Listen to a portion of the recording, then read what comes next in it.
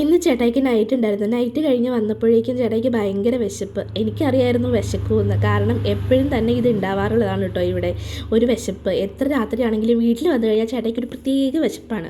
അപ്പോൾ ഇപ്പോൾ സമയം 1:19 ഇപ്പോഴാണ് ചേട്ടായി വന്നതേ പറഞ്ഞു എനിക്ക് നല്ല വിശപ്പുണ്ടെന്ന്. ഉണ്ണിയാണെങ്കിൽ നല്ല ഉറക്കമാണേ. പെട്ടെന്ന് തന്നെ ഞാൻ രാവിലെ ദോശയ്ക്ക് വൈകുന്നേരം പുളിക്കാനിട്ടിട്ടുണ്ടായിരുന്നു. അത് പുളിച്ചു. പിന്നെ രാവിലത്തെ കിഴങ്ങേറി ഫ്രിഡ്ജിലിരിക്കണുണ്ടായിരുന്നു. അതും ചൂടാക്കി കട്ടൻ കാപ്പി ഇട്ട് ചേട്ടായിക്ക് കൊടുത്തു കേട്ടോ. ഇത് ഇത്രയും ചെയ്തപ്പോഴേക്കും എനിക്കിത് കണ്ടപ്പോൾ എനിക്കും ദോശ കഴിക്കാൻ ഭയങ്കര പൂതി. അപ്പോൾ ഞാനും 2 ദോശയും ഒരു ഗ്ലാസ് കട്ടനും കിഴങ്ങേറിയും ഞാനും കഴിച്ചു കേട്ടോ.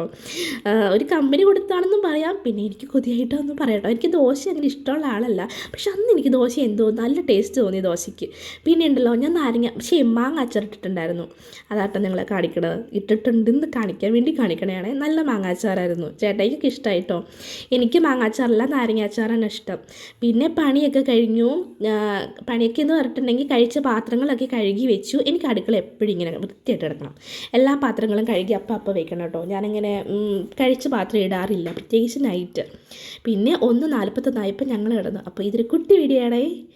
ടാറ്റാ.